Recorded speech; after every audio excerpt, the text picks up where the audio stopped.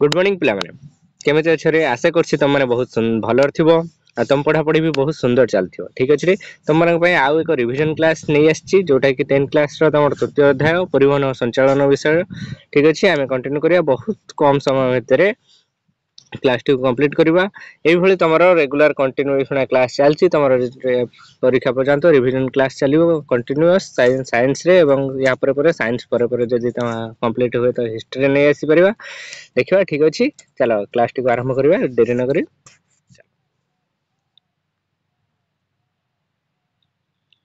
देखो तोर कोन हला परिवहन संचालन कोन ए विषयटी को आगे पढिबा अगर बुझिबा तार विषय किछ बुझिबा कोन होची परिवहन और संचालन रो अर्थ कोन तो परिवहन रो अर्थ होची कोनोसी जिंस को गोटे स्थान रो अन्य स्थान को नबा आ संचालन रो अर्थ होची सेठी भाग भाग करी बांट करिया बा सब आडी के पहुंचाइबा ठीक अछि यदि मन एटा गोटे आउ टिके म सहज रो बुझेबा पे चेष्टा करिवि धर सपोज तम कोन हला ना तम बापा किछि जिंस खाद्य जिंस कोठु आनले मार्केट रो आनले ठीक अछि मार्केट रो कोठु आनले घर को आनले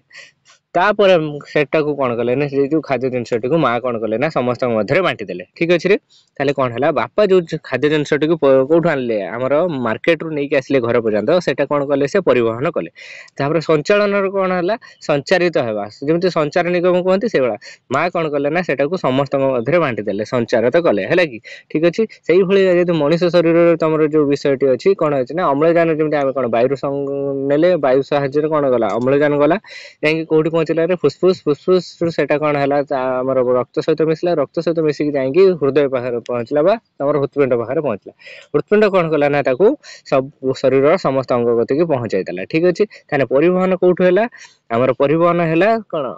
वायु परिवहन जाई हृदपिंड पाखर पहुंचला हृदपिंड तापर कोन कला ना ताकू सब शरीर रो समस्त अंग पाखर पहुंचाई देला ठीक अछि रे ताने कोन हला परिवहन हैला वायु परिवहन हैला संचारण संचारित कोठु हैला रे हृदपिंड पाखर संचारण हैला ठीक अछि देखा तम विषयटा कोन अछि वेरी शॉर्टली कम समय मध्ये सारिबा देखा जेमति कि तमरो परीक्षा बेलू को सब किछि मन रे पढि परजियो एथरे केतटी लॉन्ग क्वेश्चन को लॉन्ग क्वेश्चन भी हेई परछि आ शॉर्ट क्वेश्चन ओडी को केमिति मन रख परियो ताको भी ट्रिक रे कहूची ठीक अछि देखो जीवन धारण पाई हमर कोन आवश्यक रे अम्लजान आवश्यक से बहुकोषी प्राणी जेमिति कि समस्त देखो बहुकोषी प्राणी के होची मनुष्य जति जीव जंतु समस्त बहुकोषी प्राणी आ एमिबा तो जानछ एककोषी प्राणी के एमिबा सेही भली आ किछि एककोषी प्राणी अछंती बहुकोषी प्राणी माने कोन कोन आवश्यक करंती खाद्य जल अम्लजान आवश्यक करंती सेबला उद्भिद माने कोन आवश्यक करंती जल विभिन्न पोषक अम्लजान आ अंगारकाम्ल सेमाने आवश्यक करथांती आ तांकर जो सब संग्रह करिकि तांकर जो खाद्य प्रस्तुति प्रक्रियाटा को का माध्यम रे तारे परिवहन संचालन माध्यम रे खाद्य प्रस्तुति और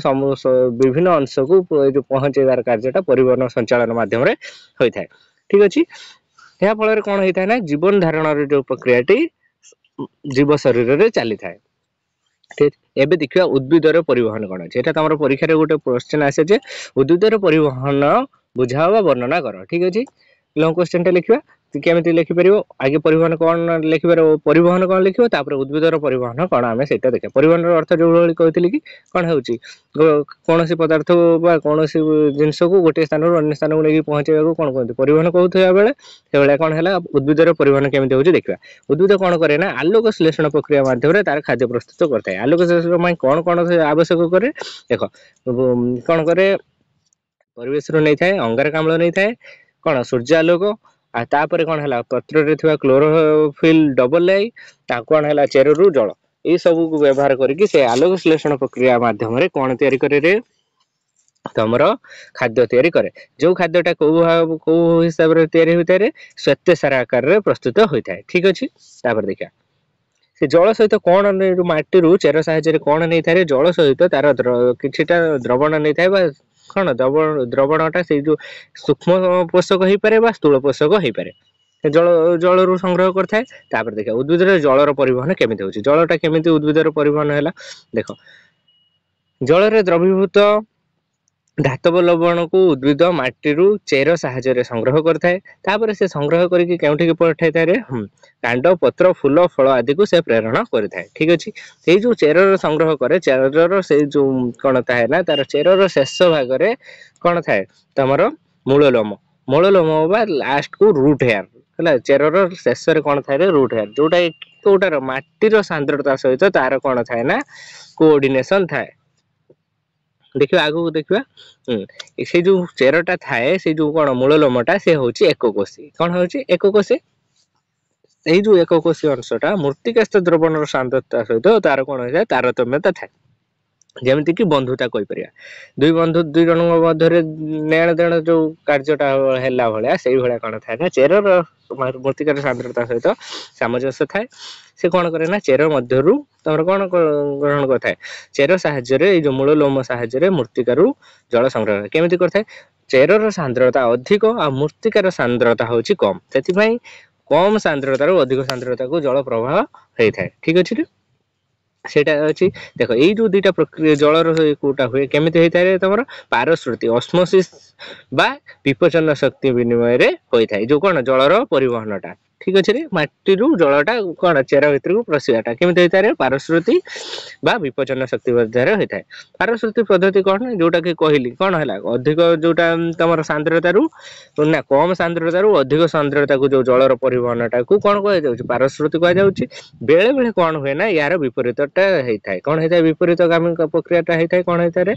माटीर सांद्रता अधिक थाए और चेरर सांद्रता कम थाए से क्षेत्र में कौन होता है ना तुम मेटाबॉलिक शक्ति विपचन शक्ति कार्य करे और जलर प्रवाह घटी था ठीक अच्छे एथिरे चेर कौन हुए ना डायरेक्टली इनवॉल्व हुए माने से कौन चेरटा निजे कार्य करे सब किसी कार्यटा चेर हेतु यह कौन कह जाए ना सक्रियसन चेरर सक्रिय जलर सक्रिय शोषणटा कौट हुए चेरर होता है ठीक अच्छे एटे चेर भी लगुच देख मूल लोम कोश यही सब जलीय द्रवण प्रवेश पर विस्तरण प्रक्रिया मूलर जाइलियम को चली जाए ठीक अच्छे कौन प्रक्रिया चली जाए परीक्षार प्रश्न पड़े क्यों प्रक्रिया कौन है तुम जो जलटा चेरु जाइलियम को आसी था है कि मूल लोमरु चेर भर को जो चेर जाइलियम को आसता है क्यों प्रक्रिया विस्तरण प्रक्रिया द्वारा होता है ठीक अच्छे मन रखिए विस्तरण प्रक्रिया द्वारा कौन है मूल लोमरु जल चेर मध्य को प्रवेश करता है ठीक अच्छे माने चेरर जाइलियम को प्रवेश करता है ताले एठी मन रखिबो जाइलियम रे कौन जाए रे परीक्षा एटा गोटे बड़ क्वेश्चन आसे माने मैक्सिमम टाइम्स देखा मिली जाइलियम रे कौन प्रवाह होता है ठीक अच्छे जाइलियम रे कौन है जाइलियम जल जलर प्रवाह होता है ठीक अच्छे जाइलियम टिश्यू हूँ कौन ट्राकिड भेसेल बा ट्राकिड एटा कौन होता है ना चेरु पूरा तार पत्र कांड पात सब आड़ की कौन होता है विच्छुरित होती है जमी पाइप खंड खंड धर 1 किलोमीटर दूर को पानी नबार अच्छे ये नबार अच्छे जीव से कौन खंडे पाइप हो पाए खंड खंड पाइप जमी जोड़ा होता है से भाया जो जाइलियम कौन हो ट्राकिड गुड़िक जो भेसेल टिश्यू गुड़िक से भाया भी जॉइंट होता है थे जल ता भर जाइलियम भर को प्रवेश करगला से ऑटोमेटिक ऊपर को जाएंगे गछ पाखे पहुंची जाए ठीक अच्छे देखिए आगू जा देख उद्भिद क्षुद्र होते शोषण द्वारा अति सहजरे जल उद्भिदर विभिन्न अंश में पहुंची जाए जब छोट हो आम पारश्रुति ऑस्मोसिस माध्यम चेरु उठिक जाए जल कौट पहुंची जाए तुम वृक्ष पहुंची जाए किंतु जदि गछटा बड़ हो कौन हुए ना से गछ जो बड़ होता है से प्रक्रिया द्वारा जल पहुंचे उत्सेदन चाप है ट्रांसपिरेशन पूल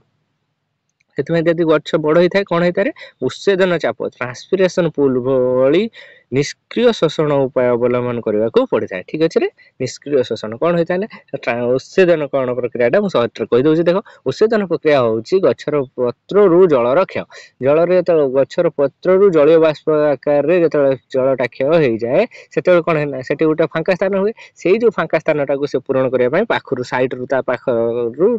कौन पत्र डेम्फ पाखर जल ना डेम्फ पुणी कौन कर कांड कतु पत्र जल नब से भाया जल धीरे धीरे धीरे धीरे कौन है पूरा चेर पाखर जल जीव जमीक तुम धर सेव बुंदी बंटा हो स्कूल तुम लास्ट जड़े छिड़ा पाखर सेव बुंदीटा गली पड़ा ठीक अच्छे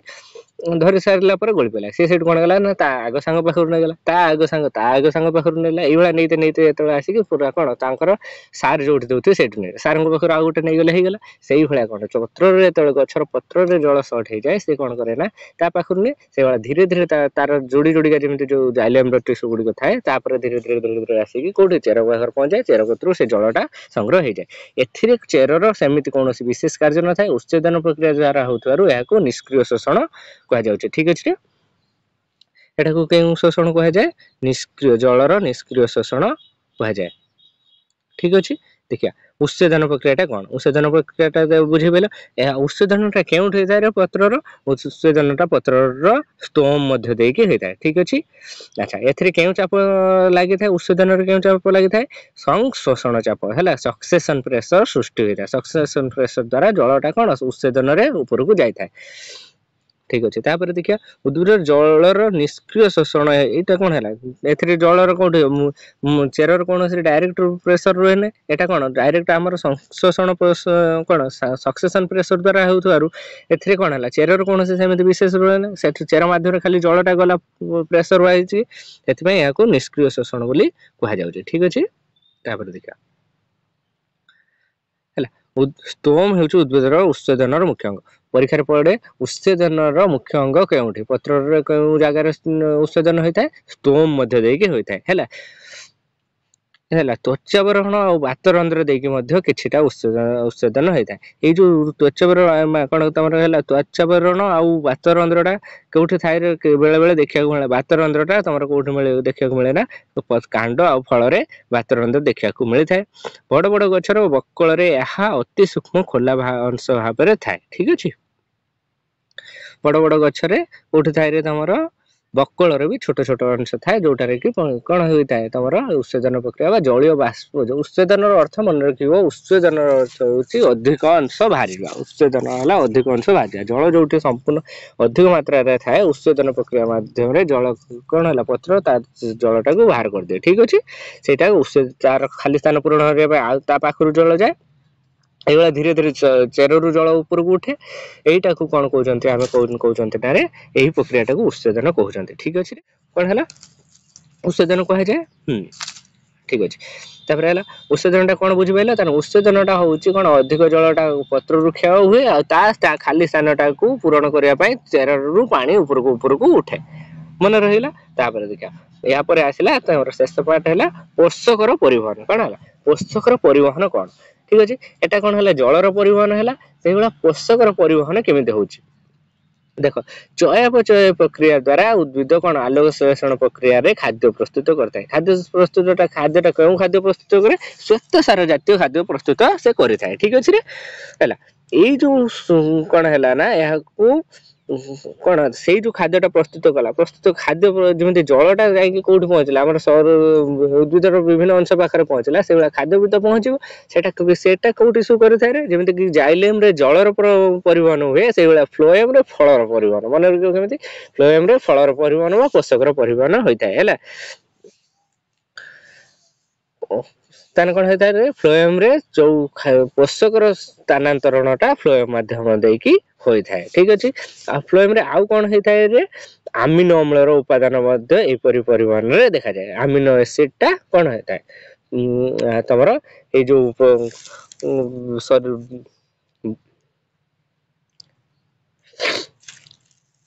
है ठीक अच्छे जमी पोषकर परिवहनटा कौट हो तुम फ्लोएम होची से आमिनो अम्लटा भी कौन हुए ना परिवहनटा कौटार फ्लोएम साहाय्य होता है ठीक अच्छे फल मूल मंजी सहित कांड और मूलर अग्रभाग परिवर्धन अंग को पोषकर परिवहन हुए ठीक है पोषकटा क्योंठी जाकि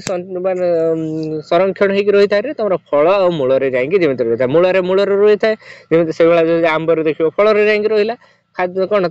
भंडार कहते भंडार ग्रह भाया जमी खाद्य जो गछ जो खाद्य तैयारी करे सी नहीं कौट रखे भंडार संग्रह कला भाया सी नहीं फल संग्रह कर रखे मूल संग्रह करके रखी तार क्या मध्यम होता है तुम फ्लोएम मध्यम होता है ठीक अच्छे जलर परिवहन केवल ऊर्ध्वमुखी होता बेले जलटा केवल उपरको जाऊा बेले पोषकर परिवहन केमती होता है ऊर्ध्वमुखी होता बेले देख तुम परिवहन पोषकर परिवहनटा हूँ ऊर्ध्व पार्श्व निम्नमुखी हो पारे ठीक अच्छे ऊर्ध्व को ऊपर को भी जापे निम्न तलू को भी आसीपे आ सहित पार्श्व को माने साइड के शाखा प्रशाखा को भी पोषकर परिवहनटा हो पारे ठीक अच्छे देख तापर आ कौन है संश्लेषण हेउथुबा स्थान को पोषकर उत्स ଏବଂ ବ୍ୟବହୃତ ହେଉଥିବା ସ୍ଥାନକୁ ଜମାଭୁକ୍ତ ଅଂଶ କୁହାଯାଏ। ଏଟା ଦେଖ ଯୋଉଠି ତିଆରି ହଉଛି ଖାଦ୍ୟଟା ଯୋଉଠି କଣ ହେଲା ଯୋଉଠି ଖାଦ୍ୟ ପ୍ରସ୍ତୁତ ହେଲା ତାକୁ ଉତ୍ସ କହୁଛନ୍ତି ଆଉ ଯୋଉଠି ଯୋଉଠି ବ୍ୟବହାରରେ ଲାଗିଲା ସେଟାକୁ କଣ କହୁଛନ୍ତି ଆମେ ଜମାଭୁକ୍ତ ଅଂଶ। ଯୋଉଠି ଯାଇକି ରହିଗଲା ଖାଦ୍ୟର ସଂଗ୍ରହ ହେଇକି ରହିଲା କୋଉଠି ଫଳରେ ବା ମୂଳରେ ରହିଲା ସେଟାକୁ ଆମେ କଣ କହିଲେ ଜମାଭୁକ୍ତ ଅଂଶ। ଠିକ ଅଛି ରେ ତମର ଏଟା କୁଇକ୍ ଆମେ କଣ କରିଦେଲେ କୁଇକ୍ ରେ ରିଭିଜନ କରିଦେଲେ କ୍ଲାସ ଟିକୁ। ଏଥିରେ ତମର ଲଙ୍ଗ କ୍ୱେଶ୍ଚନ ଟା ଯଦି ଯୋଉ ଉଦ୍ଭିଦର ପରିବହନ ପଚାରେ କେମିତି ଲେଖିପାରିବ ଉଦ୍ଭିଦର ପରିବହନ କଣ ଲେଖିବ ଆଗେ ତାପରେ ଉଦ୍ଭିଦରେ କଣ ଜଳର ପରିବହନ ତାପରେ ଉଦ୍ଭିଦର ପୋଷକର ପରିବହନ ଲେଖିପାରିବ। ଉଦ୍ଭିଦରେ ଜଳର ପରିବହନ କେମିତି ହେଉଥିଲା ଉଦ୍ଭିଦର ଜଳର ପରିବହନ ଜାଇଲେମ ରେ ହଉଛି ଆଉ ଉଦ୍ଭିଦର ପୋଷକର ପରିବହନ ଫ୍ଲୋଏମ ରେ ହଉଛି। ଏଇଟା ଗୋଟେ ମେନ୍ ପଏଣ୍ଟ ଏଇ ଦିଟା ପଏଣ୍ଟ ଲେଖିଲେ ବି ଗୋଟେ ଗୋଟେ ମାର୍କ ନିଶ୍ଚିତ ରୂପରେ ତମକୁ ମିଳିଯିବ। ଠିକ ଅଛି ରେ ଆଜି କ୍ଲାସ ଟିକୁ ଏଇଠି କମ୍ପ୍ଲିଟ କରିବା। ଧନ୍ୟବାଦ ଆସୁଛି ଏଇଭଳି କ୍ଲାସ ଆଗକୁ କଣ୍ଟିନ୍ୟୁ ରହିବ। ତମର ଏକ୍ଜାମ କଣ ତମର ଫେବୃଆରୀ 21 ତାରିଖରେ ଅଛି ରେ ଠିକ ଅଛି ତମର ଏକ୍ଜାମ ଟା କୋଉଠି ଫେବୃଆରୀ 21 ରେ ଅଛି। ତା ଆଗରୁ ଆମେ ରିଭିଜନ କ୍ଲାସ ଗୁଡିକୁ କମ୍ପ୍ଲିଟ କରିବା ପାଇଁ ଚେଷ୍ଟା କରିବା। ଠିକ ଅଛି ପୁଣି ଦେଖା ହବ କାଲି। ଧନ୍ୟବାଦ।